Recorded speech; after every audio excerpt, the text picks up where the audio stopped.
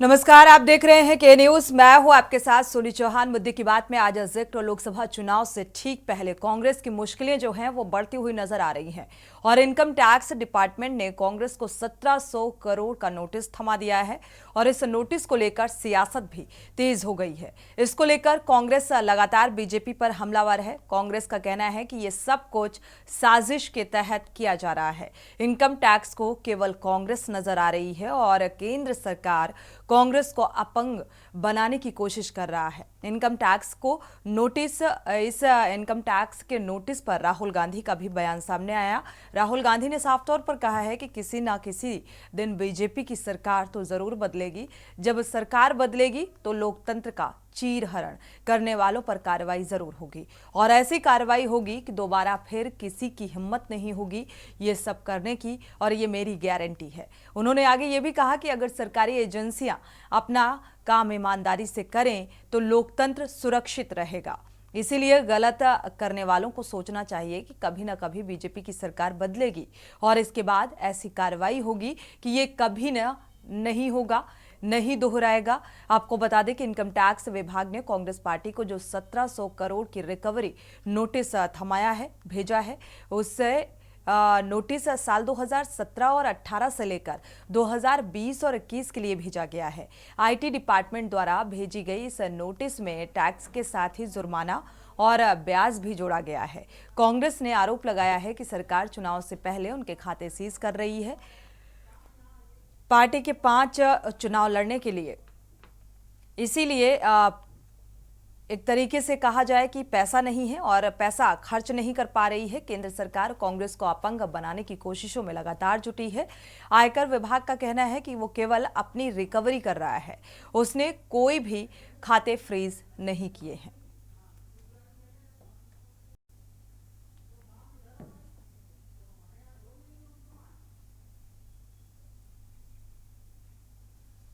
अगर ये इंस्टीट्यूशंस अपना काम करते, अगर सीबीआई अपना काम करती, ईडी अपना काम करती, तो ये नहीं होता।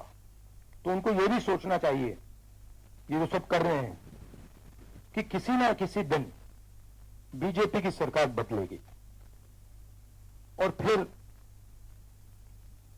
कार्रवाई होगी, और ऐसी कार्रवाई होगी कि मैं गारंटी कर रहा हूं ये फिर से कभी नहीं होगा। तो उनको भी सोचना चाहिए।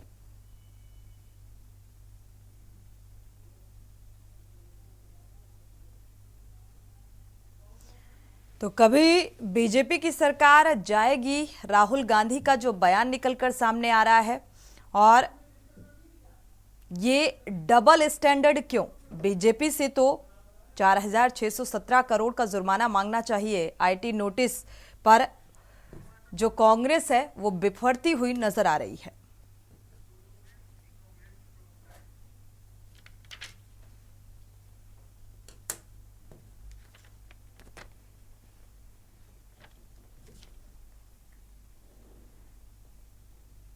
तो कांग्रेस नेता अजय माकन ने भी साफ तौर पर कहा है कि बीजेपी टैक्स कानूनों का गंभीर उल्लंघन कर रही है। जिस तरीके से ये नोटिस थमाया गया है,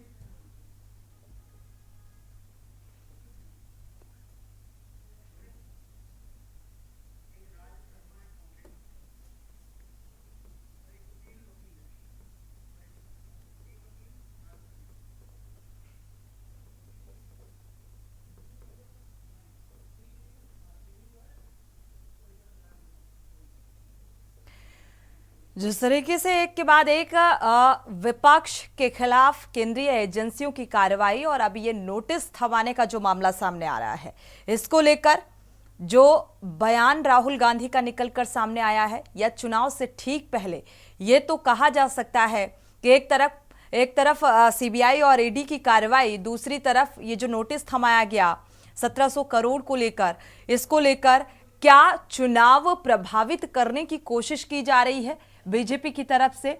और इसीलिए माफ कीजिएगा 700 करोड़। और जिस तरीके से अब राहुल गांधी ने यह बयान दिया है कि कभी तो सरकार बदलेगी तो जाहिर सी बात है वो उनके खिलाफ कार्रवाई की जाएगी, और इस बयान के अलग अलग मायने भी निकलकर सामने आ रहे हैं। हमारे साथ खास मेहमान भी जुड़े हुए हैं। चर्चा की शुरुआत करेंगे, इस मुद्दे को लेकर चर्चा करेंगे। राज शर्मा जी हैं, कांग्रेस प्रवक्ता, आपका स्वागत है इस चर्चा में शामिल होने के लिए। सुशील कुमार जी हैं, वरिष्ठ पत्रकार, आपका भी बहुत बहुत स्वागत इस चर्चा में शामिल होने के लिए। राज शर्मा जी से शुरुआत कर लेते हैं। राज शर्मा जी, आईटी का नोटिस जो थमाया गया, इसको लेकर आप क्या कहेंगे? क्या आसार, क्या वजह? नहीं, ये देश भावना से प्रेरित हैं बीजेपी वाले। और मेरा मानना है कि हमारी विश्व में हमारी ही राजनीति सबसे स्वच्छ मानी जाती थी, जो क्रिस्टल क्लियर होती थी। जहां पे इलेक्शन के समय थोड़ा सा मतभेद हुआ करते थे, लेकिन हार जीत होने के बाद सब लोग एक दूसरे से मतभेद को भी भुला देते थे। लेकिन अब क्या, ये भारतीय जनता पार्टी जब से आई है, ये जो राजनीति कर रहे हैं, इन्हें पाकिस्तान की तरह राजनीति करने की सोच रखती है। ये जैसे पाकिस्तान में होता है कि एक प्रधानमंत्री है तो दूसरे को जेल भेज दो, दूसरे को मरवा दो। अब ये इस सिनेरियो में चलने लगे, और मैं सोचता हूँ कि ये परिपाटी अच्छी बात नहीं है। आप अपना काम करिए, थोड़ा बहुत चलता है, 10% 20% चलता है। आप 100% सोचोगे कि नहीं विपक्ष को खत्म ही कर दो, तो ऐसा कुछ नहीं है। और राहुल जी ने एक बात बहुत सच बोली कि कहते हैं ना, every man has a day. हर आदमी का एक दिन होता है, बिल्कुल, और आदमी को कभी नहीं भूलना चाहिए। और मैं एक बात जरूर कहता हूं कि जब आदमी वक्त बदलेगा और वक्त आएगा, आखिर कब वापस लौटेंगे? राज शर्मा जी, आपको माफी के साथ रोकना चाहेंगे। आम आदमी पार्टी की प्रेस कॉन्फ्रेंस का रुख कर लेते हैं। सौरभ भारद्वाज क्या कुछ कह रहे हैं, सुनाते हैं। मेंबर ऑफ पार्लियामेंट टूट जाते हैं और 5 महीने बाद 16 जुलाई 2023 को ये अपना स्टेटमेंट बदल लेते हैं और पहली बार अरविंद केजरीवाल जी के खिलाफ स्टेटमेंट देते हैं। जब ये 16 जुलाई को स्टेटमेंट अरविंद जी के खिलाफ देते हैं तो 18 जुलाई को इनके बेटे की बेल हो जाती है, वो छूट जाता है। और फिर वो 3 अक्टूबर 2023 को वो सरकारी गवाह बनके अपना माफीनामा ले लेता है। अब इसमें इंटरेस्टिंग बात ये है कि इन महीनों के दौरान मगुंटा श्रीनिवासुलु रेड्डी की 3 स्टेटमेंट्स ली गई, जिसमें से 2 स्टेटमेंट्स में उन्होंने अरविंद जी के विषय में कोई ऐसी बात नहीं कही जिससे अपराध के विषय में कोई भी जानकारी होती हो या उसकी तरफ इशारा भी होता हो। तीसरी स्टेटमेंट उनके खिलाफ उन्होंने दी। उनके बेटे राघव की 7 स्टेटमेंट्स रिकॉर्ड हुई हैं, 7।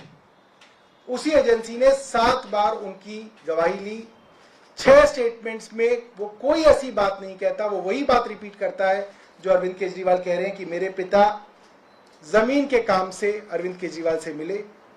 मगर जब 7वीं स्टेटमेंट में वो अरविंद केजरीवाल को इंडाइट करता है तो उनकी बेल हो जाती है और उनको सरकारी गवाह बना लिया जाता है। हमने आपको शरद रेड्डी के विषय में बताया था कि शरद रेड्डी का भारतीय जनता पार्टी से क्या रिश्ता है। शरद रेड्डी मनी लॉन्ड्रिंग में गिरफ्तार होने के बाद 55 करोड़ रुपए भारतीय जनता पार्टी को इलेक्टोरल बॉन्ड से देते हैं। सबके मन में सवाल था कि भाई 4 में से 1 गवाह का तो अरविंद केजरीवाल जी ने बता दिया, बाकी गवाहों का कौन बताएगा? तो आज हम मुगुंटा रेड्डी और उनके बेटे राघव मुगुंटा रेड्डी के बारे में आपको बता रहे हैं।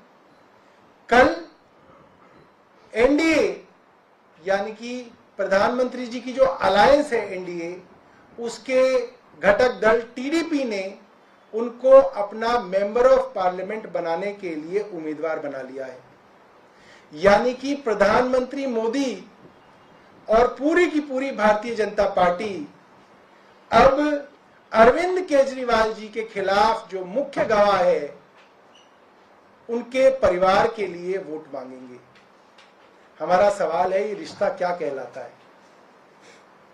हर आदमी जो अरविंद केजरीवाल के खिलाफ इतने दबाव के बाद, जेल डालने के बाद गवाही देता है, वो कहीं ना कहीं भारतीय जनता पार्टी से सीधा जुड़ा हुआ है। ऐसा नहीं कि कोई दूर का रिश्ते नाता करके जुड़ा हुआ है, सीधा जुड़ा हुआ है। एमएसआर को भारतीय जनता पार्टी के एनडीए के टीडीपी ने अपना उम्मीदवार बनाया है और वो पिछले कई दिनों से वहां पे कैंपेनिंग कर रहे हैं। तो हम जिस तरीके से अरविंद केजरीवाल जी ने कोर्ट में कहा था, शरत रेड्डी की कंपनी ने 55 करोड़ रुपए आरोपी बनने के बाद भारतीय जनता पार्टी को दिए, इसकी जांच भी ईडी करे।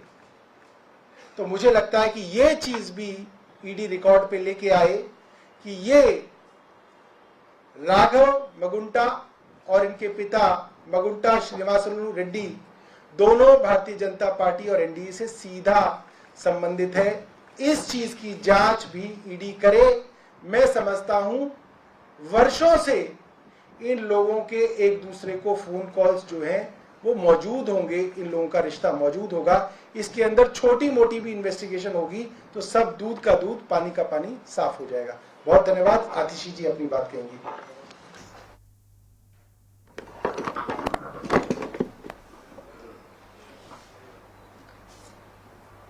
जैसा कि राउज एवेन्यू कोर्ट में अरविंद केजरीवाल जी ने बताया कि उनकी गिरफ्तारी 4 बयान के आधार पर हुई, मात्र 4 बयान, जिसमें से पहला बयान सी अरविंद का, जो तब सचिव थे, सेक्रेटरी थे मनीष सिसोदिया जी के, जिनका बयान मात्र इतना है कि उनको सीएम रेजिडेंस में एक्साइज पॉलिसी से जुड़े हुए कुछ कागज पकड़ाए गए। सी अरविंद का बयान कहीं पर भी नहीं कहता कि अरविंद केजरीवाल जी ने पैसे लिए, किसी ने अरविंद केजरीवाल जी को पैसे दिए।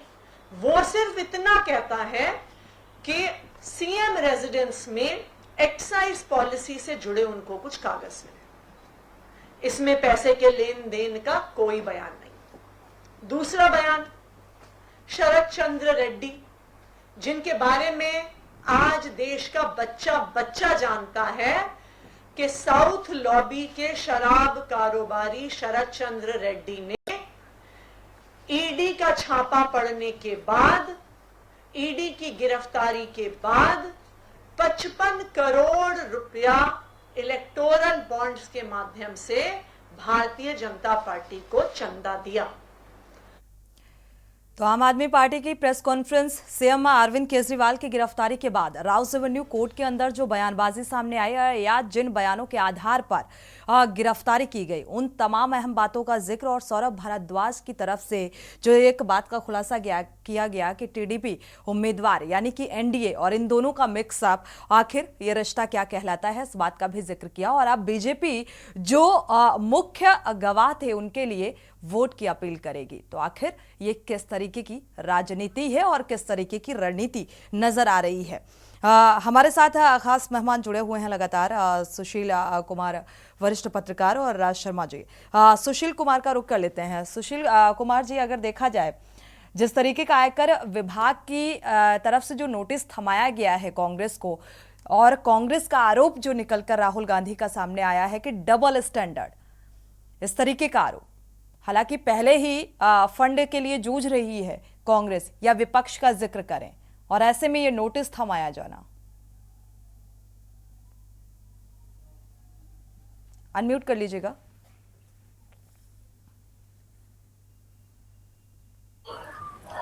देखिए समझी जी, ये जो सारा कांग्रेस इस टाइम बीजेपी के खिलाफ, एनडीए के खिलाफ जितना बोल रहा है, ये हमें परेशान कर रहे हैं, हमें इलेक्शन में भाग लेने नहीं देते हैं, ये हमें फाइनेंशियली क्रिपल कर रहे हैं, पैसा हमारा बंद कर रहे हैं, सारी चीजें कर रहे हैं। इसके कारण पीछे एक चीज है, अगर देख लीजिए पहले कांग्रेस की बौखलाहट क्या है।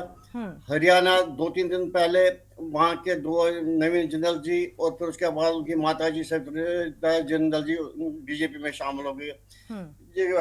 मध्य प्रदेश से कमलेश शाह जी बीजेपी में शामिल हो गए। महाराष्ट्र में आज डॉक्टर आश्रम पाटिल, जो कांग्रेस का है कि सबसे ज्यादा क्या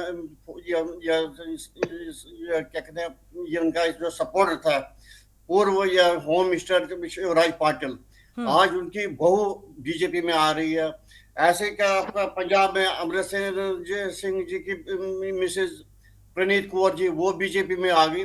ये जो बौखलाहट है कांग्रेस में, ये अपना ये घर संभाल नहीं रहे हैं, बल्कि अब ये बीजेपी के पीछे पड़े हैं कि ये हमें काम नहीं कर रहे देते, हमें इलेक्शन में उठने नहीं दे रहे हैं। आप देख लीजिए, कांग्रेस गया कोर्ट में, कोर्ट के में इन्होंने इसके सरकार के खिलाफ, ईडी के खिलाफ ये शिकायत कर दी, इनकम टैक्स के खिलाफ शिकायत कर, देखो जी हमारे फंड सीज हो गए, ये गलत हो रहा है।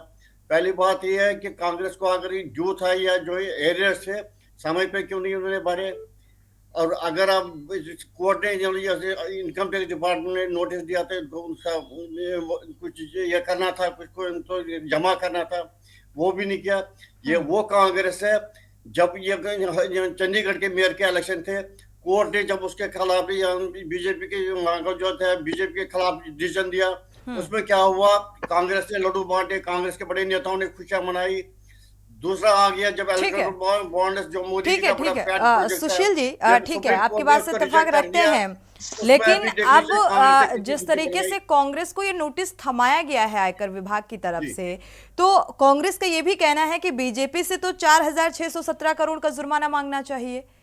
ये बीजेपी को कोर्ट में कहना चाहता है, ये यहाँ कहने से क्या हो गया। अगर कोर्ट में इन्होंने जो अपनी दलील दी, कोर्ट ने क्यों इनके रिजेक्ट कर दिया और कहा कि 20 और जो इनके अकाउंट है उनकी भी छानबीन हो जाए। इसका मतलब है कांग्रेस कहीं ना कहीं जिम्मेवार है इस चीज के लिए। कांग्रेस की जो मुसीबत है आज है, कांग्रेस की अपनी वजह से ये सारी मुसीबतें खड़ी हो गई है।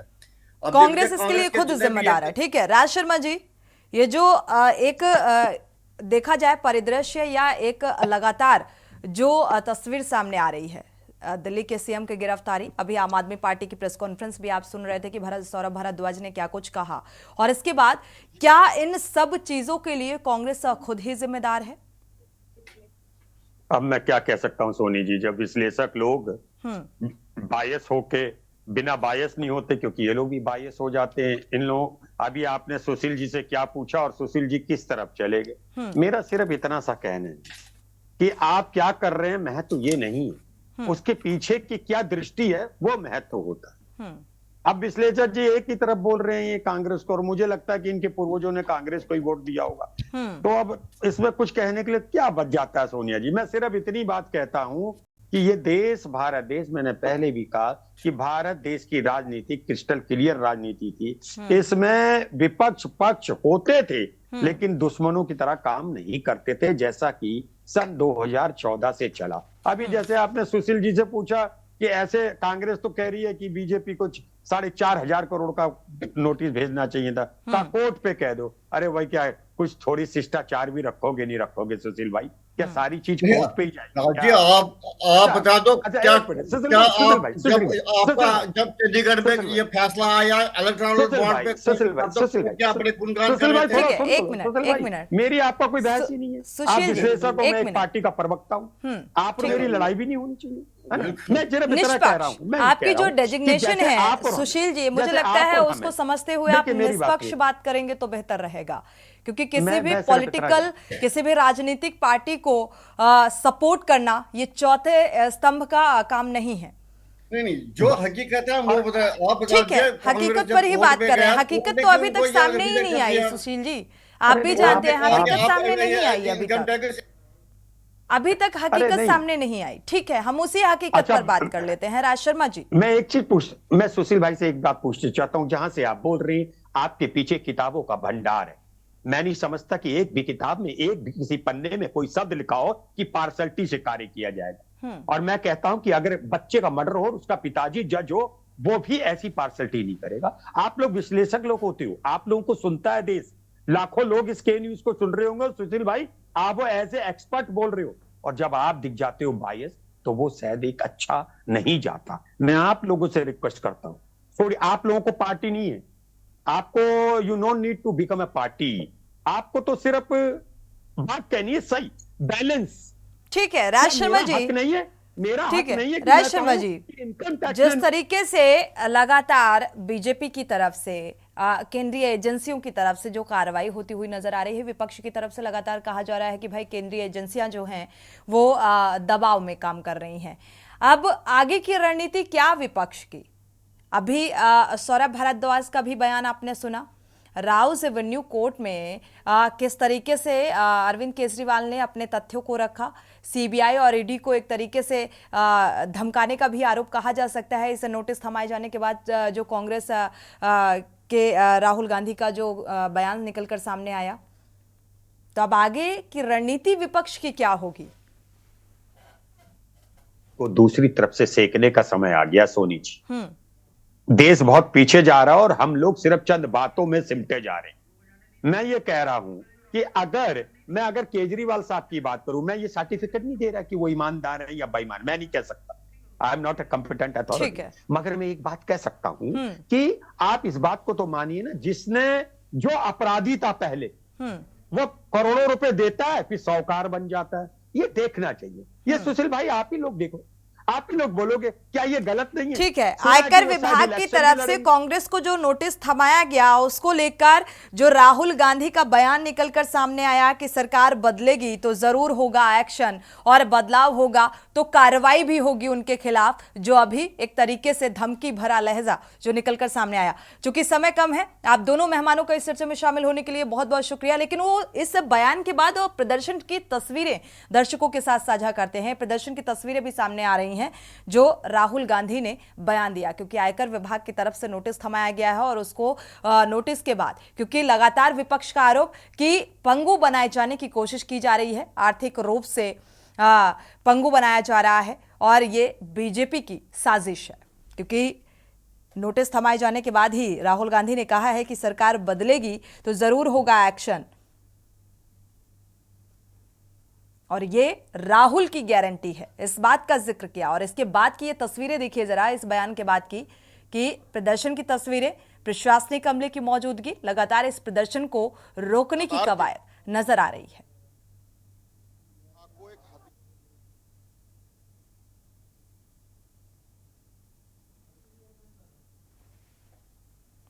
इस्तेमाल कर रही है आयकर आतंक के रूप में, क्योंकि कल राहुल गांधी ने इस बात का ये कहा था कि ये कर आतंकवाद है, यानी कि टैक्स टेररिज्म है और इसके जरिए कांग्रेस को कमजोर करने का प्रयास किया जा रहा है। आगामी लोकसभा चुनाव भी है, ऐसे में जो तमाम कांग्रेस के लोग हैं, आज पूरे देश भर में कांग्रेस का प्रदर्शन है। कांग्रेस लखनऊ मुख्यालय में भी तमाम राष्ट्रव्यापी प्रदर्शन की ये तस्वीरें सामने आ रही हैं और सीधे यहाँ से वो जाने की मांग करते हुए हाथों में बैनर लेकर के, कांग्रेस का झंडा लेकर के सीधे सीधे विरोध प्रदर्शन कर आ रहे हैं। तो जरूर ये एक कांग्रेस की तरफ से जो प्रदर्शन है वो केंद्र सरकार के खिलाफ है और सीधे सीधे उनका आरोप है कि आयकर विभाग द्वारा एक एजेंसी का इस्तेमाल करके कांग्रेस को केंद्र सरकार कमजोर करने का प्रयास कर रही है, और उसी के चलते ये तमाम जो कांग्रेस करता है लखनऊ के अंदर अपना जोरदार प्रदर्शन दर्ज करा रहे हैं। वीडियो जर्नलिस्ट आदित्य तिवारी के साथ शिवा शर्मा के न्यूज लखनऊ। तो फिलहाल राहुल गांधी का यह बयान, आयकर विभाग की तरफ से जो नोटिस थमाया गया उसके बाद ये राष्ट्रव्यापी प्रदर्शन की तैयारी नजर आ रही है और इसी के बाद ये प्रदर्शन की तस्वीरें सामने आ रही हैं। इसी के साथ मुद्दे की बात में फिलहाल बस इतना ही। आगे खबरों के लिए आप देखते रहिए के न्यूज इंडिया।